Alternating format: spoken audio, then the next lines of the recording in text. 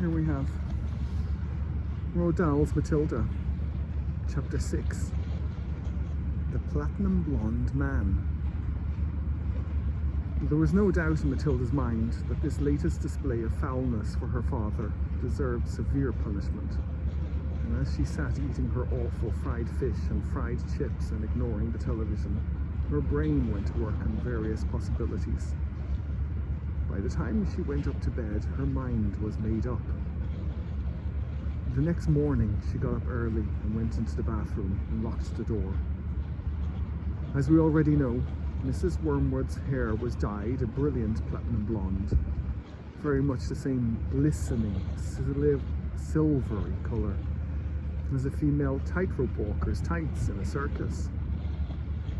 The big dyeing job was done twice a year at the hairdresser's, but every month or so, in between, Mrs. Wormwood used to freshen it up by giving it a rinse in the wash basin with something called Platinum-blond hair dye extra strong. This also served to dye the nasty brown hairs that kept growing from the roots underneath. The bottle of Platinum-blond hair dye extra strong was kept in the cupboard in the bathroom, and underneath the title on the label were written the words, "Caution, this is peroxide. Keep away from children." Matilda had read it many times with fascination. Matilda's father had a fine crop of black hair which he parted in the middle, and of which he was exceedingly proud. Good strong hair, he was fond of saying, means there's a good strong brain underneath. Like Shakespeare, Matilda had once said to him. Like who? Shakespeare, Daddy. Was he brainy? Very, Daddy. He had masses of hair, did he? He was bald, Daddy. To which the father had snapped, "If you can't talk sense, then shut up." Anyway, Mr. Wormwood kept his hair looking bright and strong, or so he thought, by rubbing into it every morning large quantities of a lotion called Oil of Violets Hair Tonic. A bottle of this smelly purple mixture always stood on the shelf above the sink in the bathroom, alongside all the toothbrushes, and a very vigorous scalp massage with Oil of Violets took place daily after shaving was completed. Again, a bottle of this smelly purple mixture always stood on the shelf above the sink in the bathroom, alongside all the toothbrushes, and a very vigorous scalp massage with Oil of Violets took place daily after shaving was completed.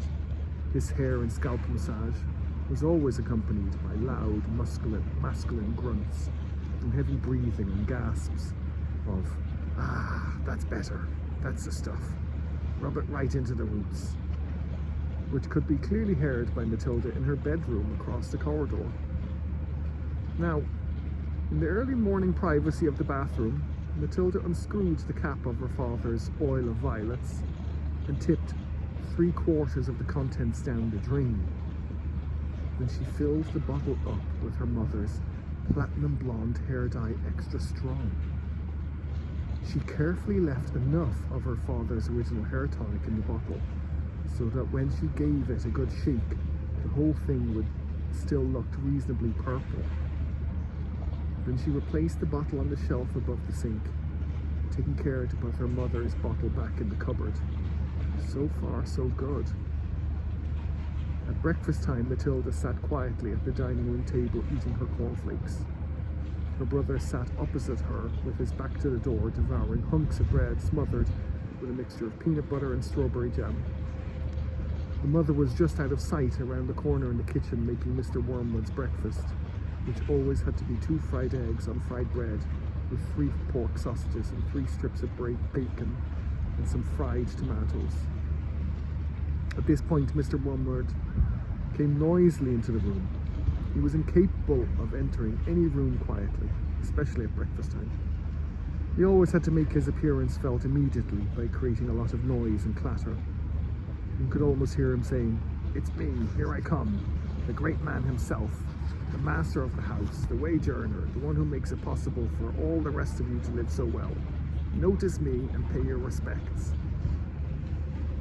On this occasion, he strode in and slapped his son on the back and shouted, "Well, my boy, your father feels he's in for another great money-making day today at the garage. I've got a few little beauties I'm going to flog to the idiots this morning. Where's my breakfast?" "It's coming, treasure," Mrs. Wormwood called from the kitchen. Matilda kept her face bent low over her cornflakes. She didn't dare look up. In the first place, she wasn't at all sure what she was going to see. And secondly, if she did see what she thought she was going to see, she didn't trust herself to keep a straight face. The son was looking directly ahead out of the window, stuffing himself with bread and peanut butter and strawberry jam.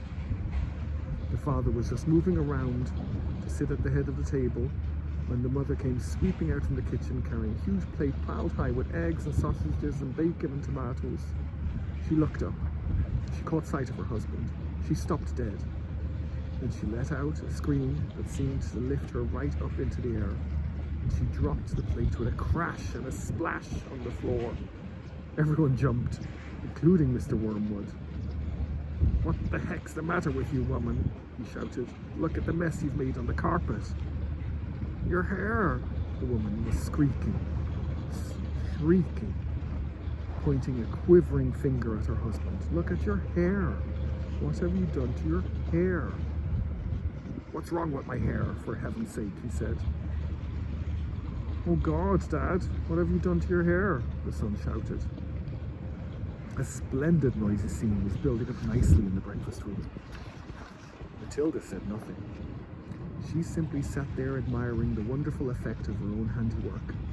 Mr. Wormwood's fine crop of black hair was now a dirty silver, the colour, this time, of a tightrope walker's tights that had not been washed for the entire circus season.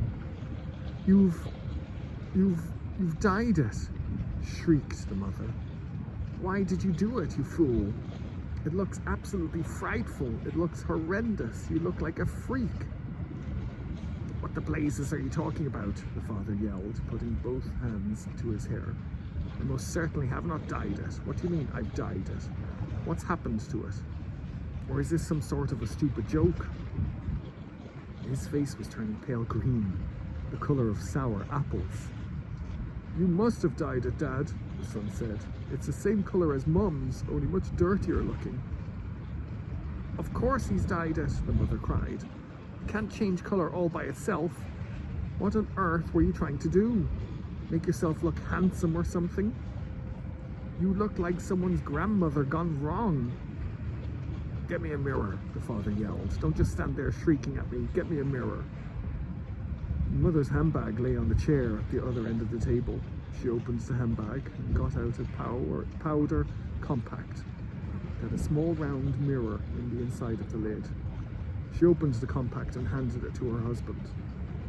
He grabbed it and held it before his face, and in doing so, spilled most of the powder all over the front of his fancy tweed jacket. "Be careful," shrieked the mother.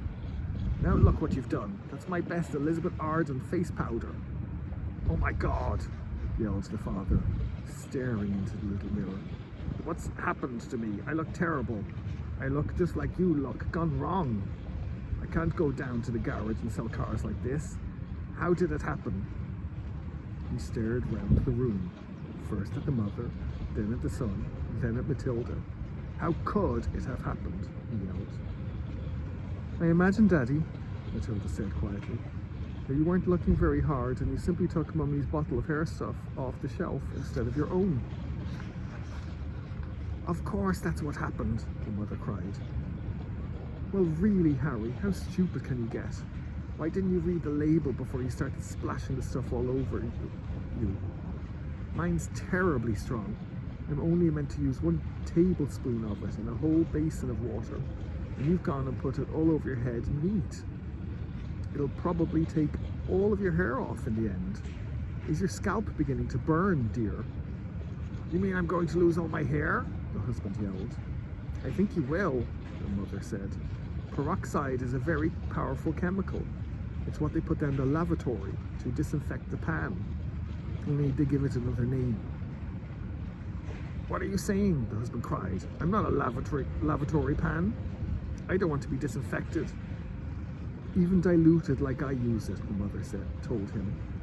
It makes a good deal of my hair fall out, so goodness knows what's going to happen to you. I'm surprised it didn't take the whole of the top of your head off. What shall I do? Wailed the father. Tell me quick what to do before it starts falling out. Matilda said, I'd give it a good wash, Dad, if I were you, with soap and water, but you'll have to hurry. Will that change the colour back? The father asked anxiously. Of course it won't, you twit, the mother said. Then what do I do? I can't go around looking like this forever. You'll have to have it dyed black, the mother said. But wash it first, or there won't be any there to dye. Right, the father shouted, springing into action. Get me an appointment with your hairdresser this instant for a hair dyeing job. Tell them it's an emergency. They've got to boot someone else off of their list. I'm going upstairs to wash it now. With that, the man dashed out of the room, and Mrs. Wormwood, sighing deeply, went to the telephone to call the beauty parlour. He does some pretty silly things now and again, doesn't he, Mummy? Matilda said. The mother, dialing the number on the phone, said, I'm afraid men are not always quite as clever as they think they are. You will learn that when you get a bit older, my girl.